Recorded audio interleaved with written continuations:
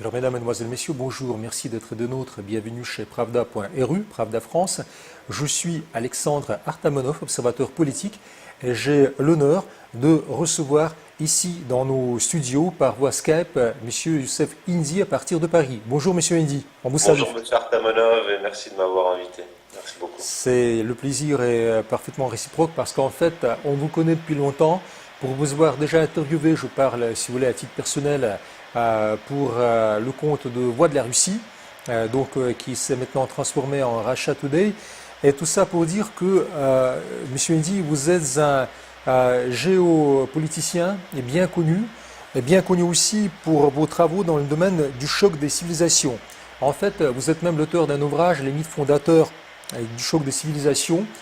Et vous êtes aussi l'auteur de nombreux articles, dont le dernier né, enfin c'est peut-être pas le dernier pour vous, mais c'est le dernier dont j'avais pris connaissance, qui nous a beaucoup intéressé et qui est intitulé, donc je fais partager le titre avec notre auditoire, État des lieux de la géopolitique mondiale, Russie, Iran, États-Unis.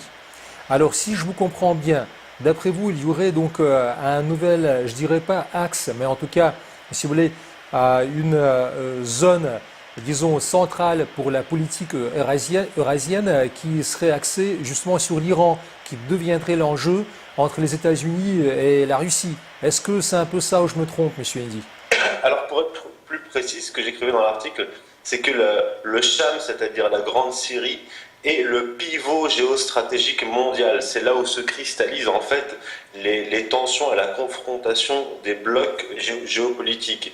Et ce que j'expliquais aussi dans cet article-là, c'est que la surtension dans le Cham, la confrontation entre la Russie d'un côté qui soutient la Syrie, mais aussi l'Iran contre les groupes terroristes qui sont en fait des sortes de proxys, c'est-à-dire des armées utilisées par les puissances occidentales pour déstabiliser la région, plus précisément détruire la Syrie. Donc cette situation qui s'est aggravée a mis en exergue, mis en évidence ce dont je parlais déjà en 2015, à savoir ces deux grands camps, ces deux grands blocs qui s'affrontent, à savoir d'un côté les puissances eurasiatiques, donc j'inclus bien sûr la Russie et l'Iran, et les puissances, on va dire, thalassocratiques, héritières de l'Empire britannique, mais aussi l'Europe de l'Ouest, qui est devenue en grande partie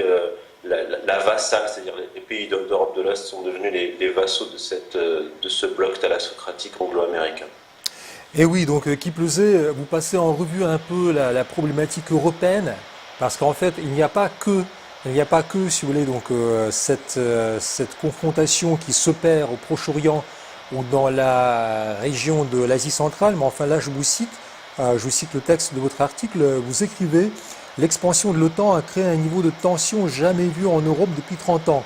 Donc doit-on comprendre que justement le contexte iranien, donc centra-asiatique, serait aussi intrinsèquement lié au développement géostratégique que connaît l'Europe de nos jours?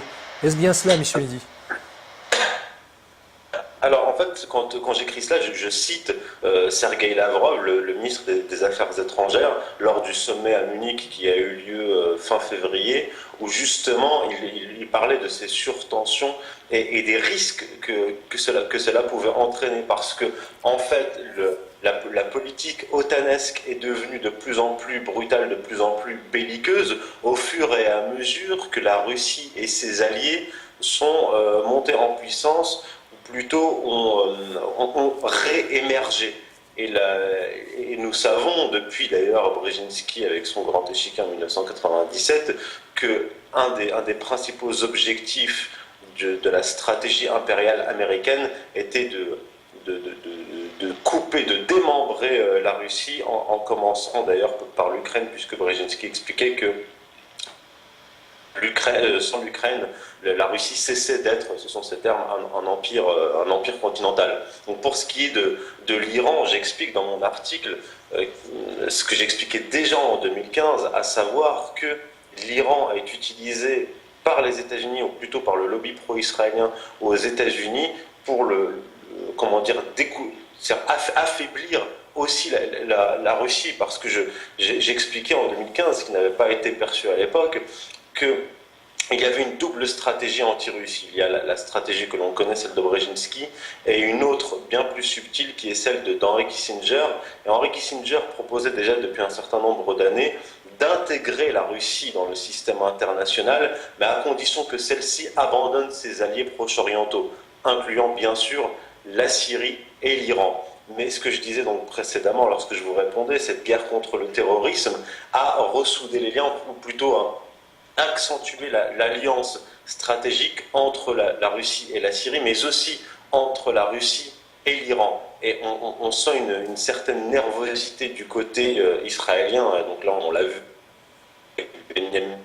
face à ce nouvel état de fait. C'est pour ça que M. Netanyahou s'est rendu à Moscou pour demander à Vladimir Poutine d'ordonner à l'Iran de se retirer de la Syrie.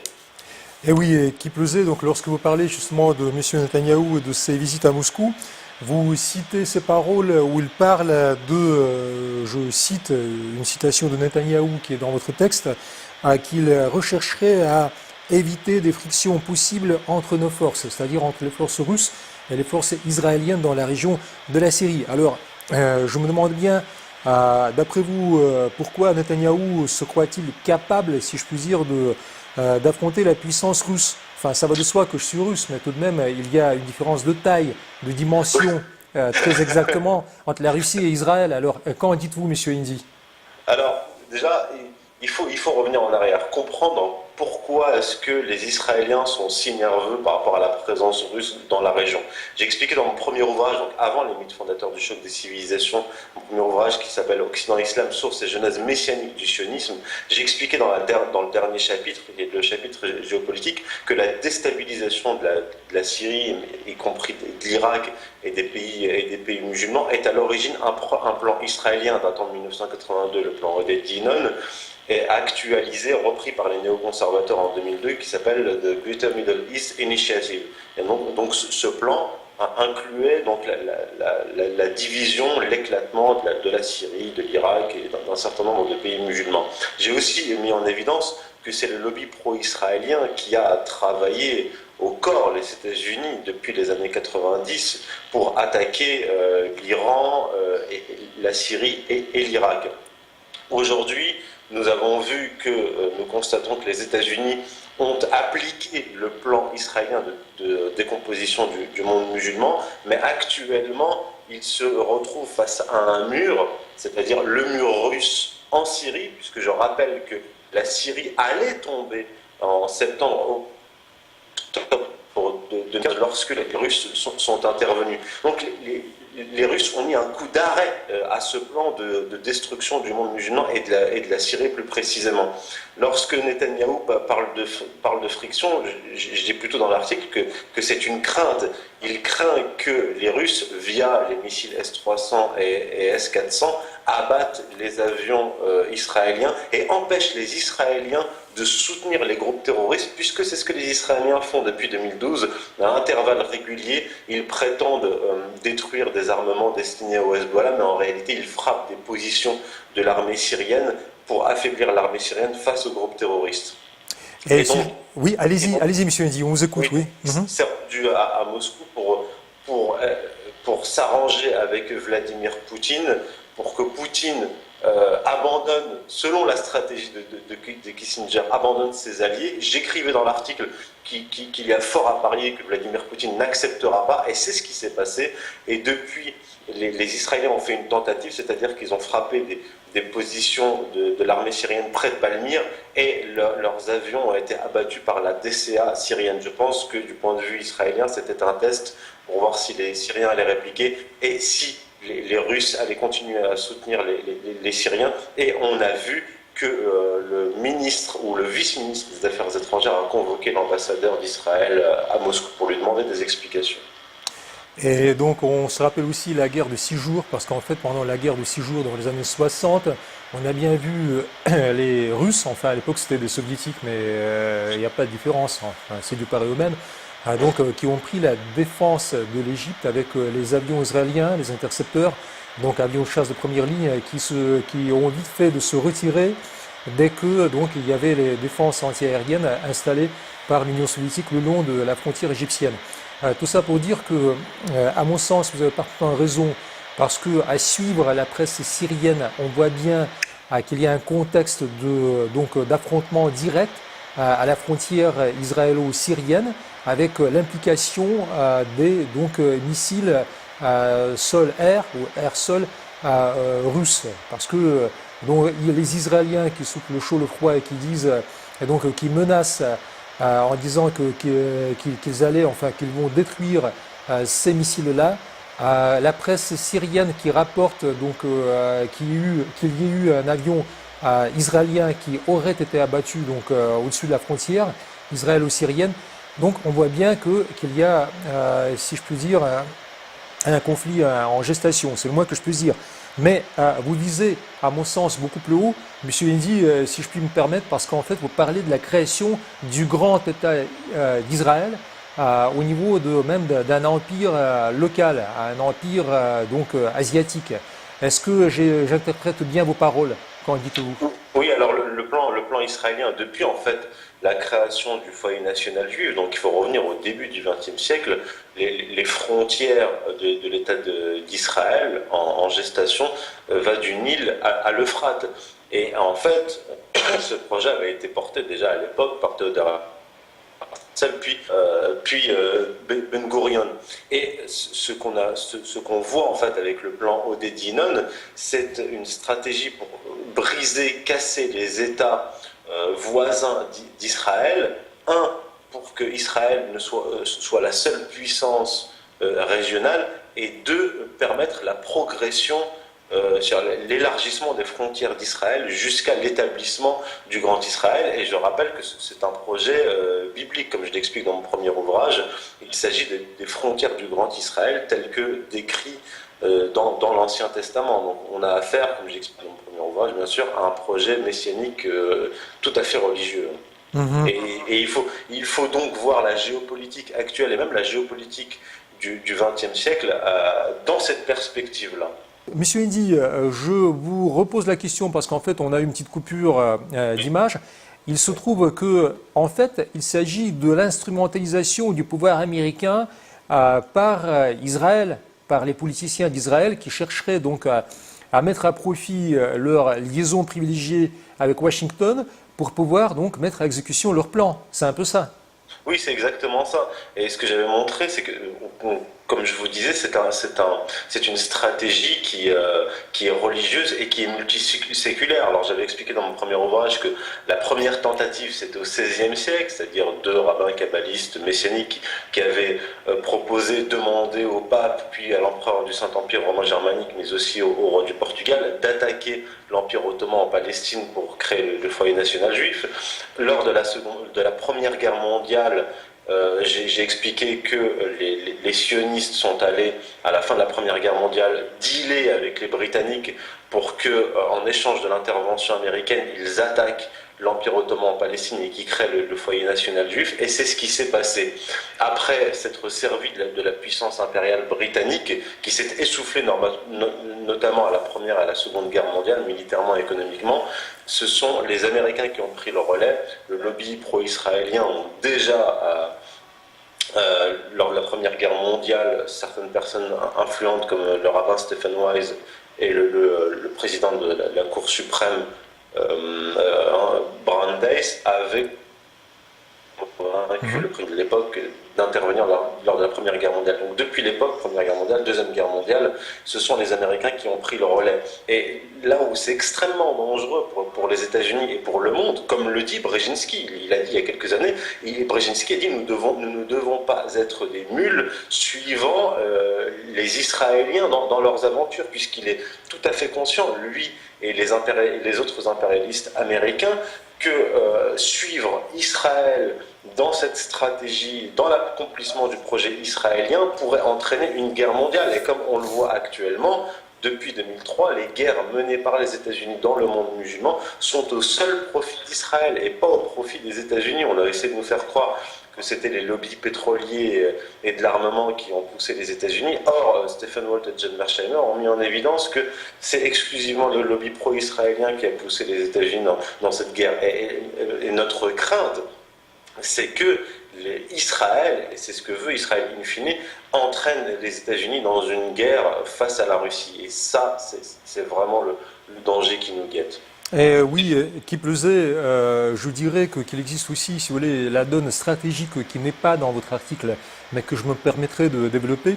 En votre présence, il se trouve que à Derj ez-Zor, donc une bourgade, une ville se trouvant en Syrie, ne serait qu'à 300 km du Caucase, qui est plus ou moins sous le contrôle stratégique de la Russie. Enfin, je parle de la région de la Tchétchénie.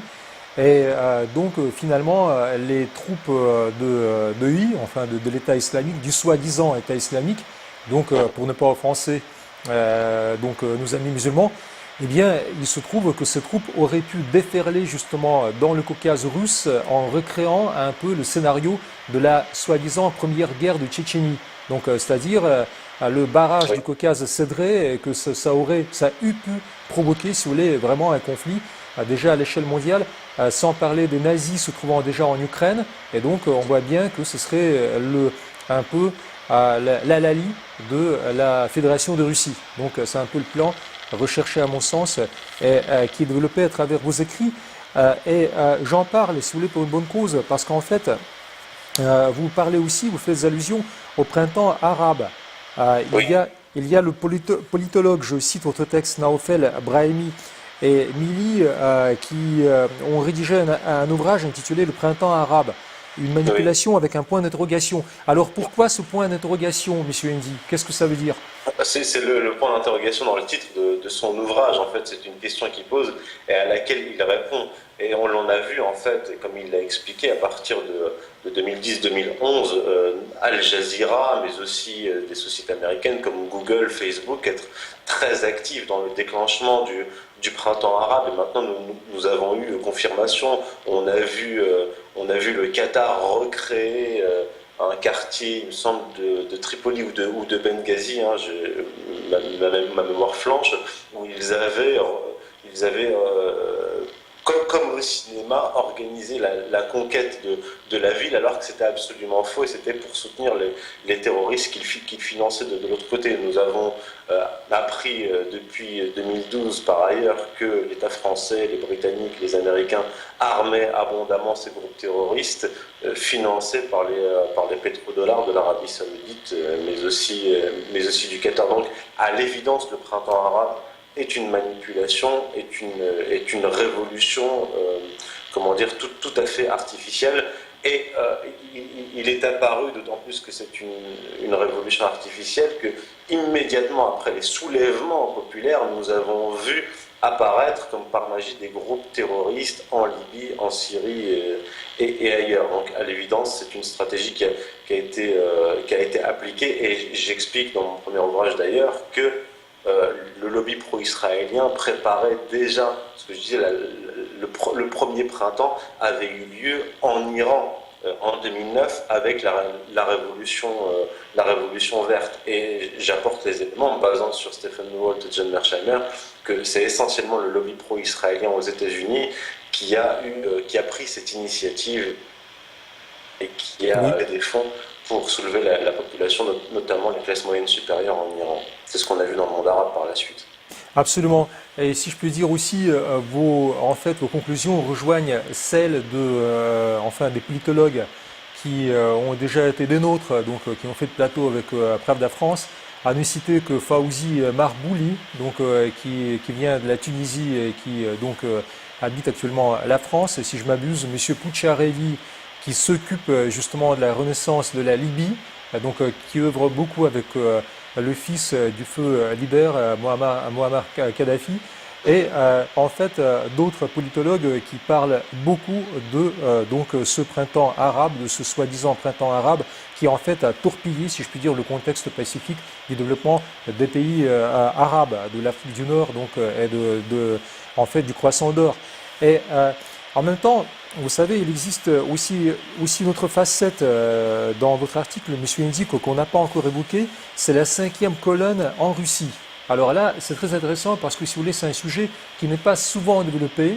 Alors là, vous citez, si je m'abuse, monsieur Dugin, en disant que Vladimir Poutine doit faire face à une résistance farouche de ses proches, en fait, de ceux qui l'entourent. Est-ce que vous pourriez nous raconter un peu plus en détail de quoi il s'agit? On vous Alors, écoute. je cite Alexandre Dugin qui répond à une interview datant de 2013 où il dit qu'en fait il y a une guerre qui fait rage à la tête de l'appareil d'État russe. Alors, je mentionne ceci, c'est pas du tout étranger aux Russes. J'imagine que vous connaissez bien mieux que moi la situation sur place, mais j'écris cela pour les Européens, les musulmans en général, pour qu'ils comprennent que en Russie et même en Iran, parce que je parle aussi de l'Iran qui connaît la même situation, on n'a pas affaire à des blocs monolithiques. C'est-à-dire qu'on a des chefs d'État, mais il y a des factions qui s'affrontent à l'intérieur des appareils d'État. Et en citant Alexandre Dugin, j'ai voulu mettre en exergue que M. Poutine, le président Poutine, est entouré de factions qui s'affrontent. Donc il y a d'un côté les nationalistes et les eurasianistes, donc en fait parti Alexandre Dugin, mais de l'autre, il y a des libéraux pro-américains et pro-israéliens qui essaient d'orienter la politique russe en faveur des États-Unis et en faveur d'Israël, et donc à la défaveur des intérêts du peuple russe. Et on a exactement la même confrontation en Iran. Et j'ai voulu aussi mettre en évidence cela lorsque j'expliquais que lorsque Vladimir Poutine était à la présidence avant Dimitri Medvedev, il avait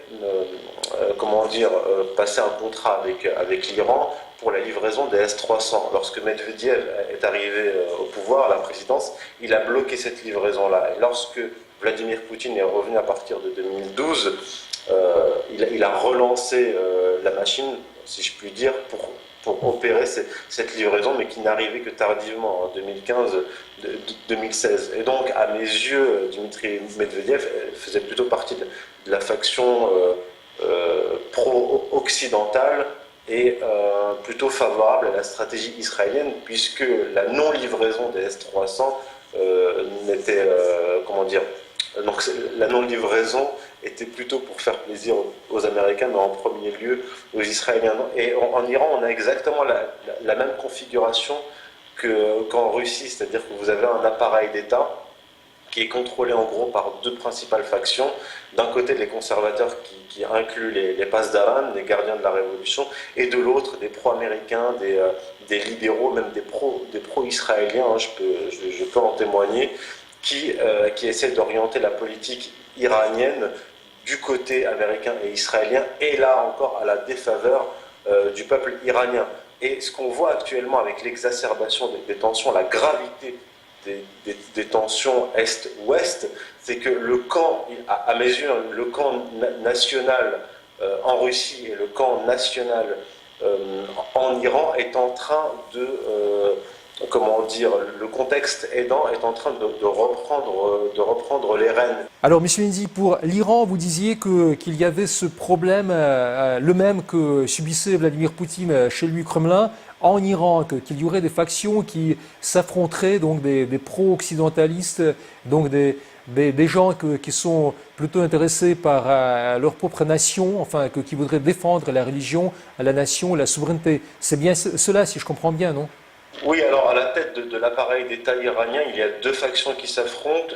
Une faction que j'appellerais nationale, qui sont en fait les conservateurs, incluant les Pasdaran, mais aussi le guide suprême, hein, l'ayatollah Khamenei, et de l'autre, les libéraux, les pro-américains, ceux qui sont prêts à dealer avec les Israéliens, qui sont liés d'ailleurs aux hommes les plus riches d'Iran et dont le seul objectif, c'est ce qui les intéresse, c'est justement leur intérêt personnel. Et en fait, à mon sens, l'aggravation des tensions Est-Ouest actuelles aide d'un côté en Russie les nationaux et du côté iranien les nationaux, les conservateurs, les Pasdaran, à reprendre les rênes. C'est-à-dire qu'on l'a vu, Vladimir Poutine à partir de 2015 a annoncé la livraison des S-300 et l'on a vu les liens entre l'Iran et la Russie s'accentuer. Ils sont en train de se raffermir puisque chacun des camps, chacun des groupes nationaux en Russie et en Iran est en train un peu de reprendre la main et il est quasiment certain que Rouhani, donc le représentant des libéraux et des occidentalistes en Iran, ne gagnera pas les prochaines élections. Et d'ailleurs, ce que j'explique dans mon article, c'est que le fait que Donald Trump veuille remettre en question, déchirer l'accord sur le nucléaire, ce que j'avais annoncé en 2015, j'avais annoncé que quel que soit le président en 2017 aux États-Unis, l'accord serait déchiré. Ça facilite en fait la tâche aux nationaux, on passe d'Alam, le gardien de la Révolution, mais aussi au guide suprême qui disait déjà aux libéraux, vous avez eu tort de dealer avec les Américains puisque nous vous avions prévenu qu'ils ne tiendraient pas parole. Donc toute cette situation fait que les liens, l'alliance irano-russe, russo-iranienne est en train de se resserrer plus encore. Mhm. Bien, écoutez, c'est à mon sens quelque chose de parfaitement positif parce qu'on est tous dans le besoin qu'on soit iranien, donc chiite, qu'on soit musulman, sunnite, proche-oriental, musulman russe ou chrétien russe, enfin en fait, on est tous attaqués. Donc on est tous plus ou moins en train de subir les conséquences de cette politique américano-israélienne qui ronge le contexte de l'existence pacifique de l'humanité, en tout cas de l'Eurasie. Et c'est à mon sens parfaitement positif que vous mettez tout ça en valeur à travers vos écrits, Monsieur Enzi.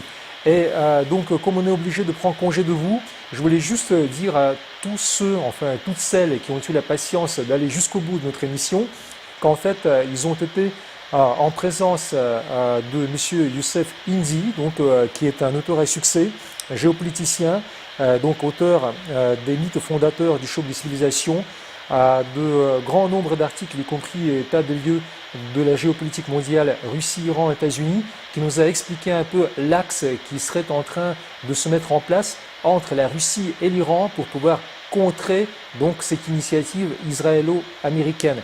Monsieur Indy, on vous remercie beaucoup, on vous souhaite bonne continuation, on espère vous retrouver encore lors de nos plateaux de Pravda France. À très bientôt, cher ami. C'est moi qui vous remercie, monsieur Artamana, à très bientôt. Au revoir.